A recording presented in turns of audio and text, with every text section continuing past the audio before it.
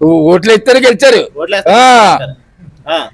Cam జరిగేసింది, cam Jagan కి చెల్లింది. అది నిజంగా ప్రజలు వేస్తేనే గెలిచాడంటే ట్యాంపరింగ్ జరిగిందంట. ప్రజలు ఎత్తేనే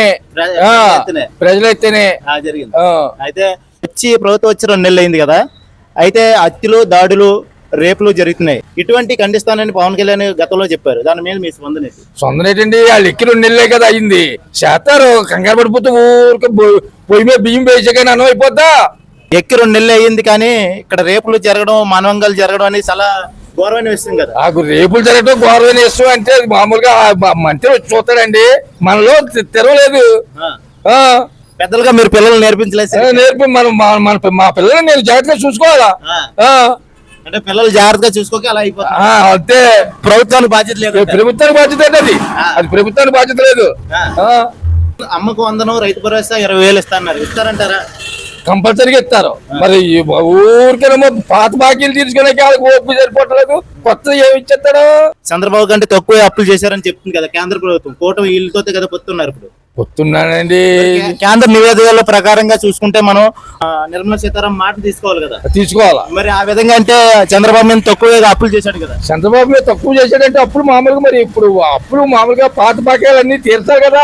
అంతా సక్రమంగా జరుగుద్ది. అవతల పార్టీ వాడు మామూలు నాగలాంటి ఆపోజిట్ వాడు మామూలుగా చెప్తుంటాడు. అంతే, మీరు ఆపోజిట్ అంతే కాదు.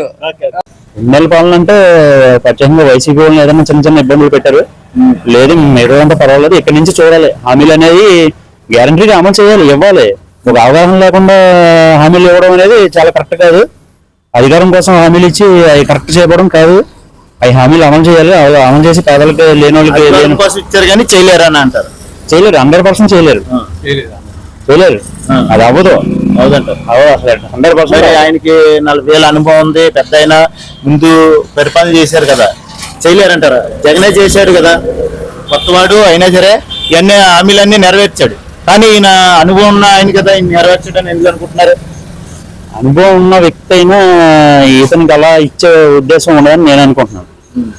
ప్రభుత్వం కులాలు, ప్రాంతాలు ఇవన్నీ చూస్తాయంటారా, లేదంటే ప్రజల్ని నేరుగా అర్హులనే చూస్తారంటారా? చూస్తారండి. ఏం చూస్తారు? కులాల వారి చంద్రబాబు నాయుడు అది ఉందండి, ఆ ఇది ఉంది. కులాల వారిగా చూస్తారు. 100% ఉందండి. నేరుగా ఎవరు అర్హులైన వాళ్ళకి ఇదివరకు ఎప్పుడు ఇవ్వలేదు. మనం ఇస్తారని మనం ఇప్పుడు అనుకోకూడదు. కాకపోతే ప్రాంతీయ భేదం అనేది చంద్రబాబు నాయుడుకి ఉందండి, ఉంది. కంపల్సరీ ఉందండి. ఆడికి ఇంకా మంచిదేనంటారా అన్న క్యాంటీన్ ప్రారంభించడం?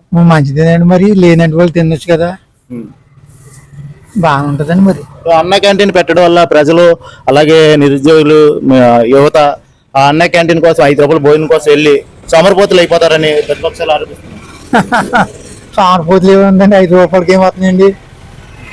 అదే 5 రూపాయలకి ఏమి రాదు కాబట్టి 5 రూపాయలు అట్టుకెళ్ళి ఏ పనికి వెళ్ళకుండా సోమరిపోతులు అయిపోతారని ప్రతిపక్షాలు ఆరోపిస్తున్నారు. అన్న క్యాంటీన్ పెట్టడం వల్ల మీ అభిప్రాయం ఏంటి? మంచిదండి.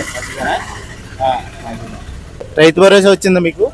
మాకు కూలి పని చేసుకునే వాళ్ళండి. మేము రైతు భరోసా లేదు, కూలి పని చేసుకుంటాం. మరి మీ ఇంట్లో పిల్లలు, కోడళ్ళు వీళ్ళు ఉంటారు కదా, అమ్మకు 100 ఇస్తా అన్నారు ప్రతి ఒక్కరికి. ఇంకా లేదు కదండి, చిన్న పిల్లలు. ఫుడ్ కొంత బాగుంటుంది. ఫుడ్ బాగుంటలేదు అంటారా? మీరు తిన్నారా? ఇల్లు అన్న క్యాంటీన్లో తిన్నారా?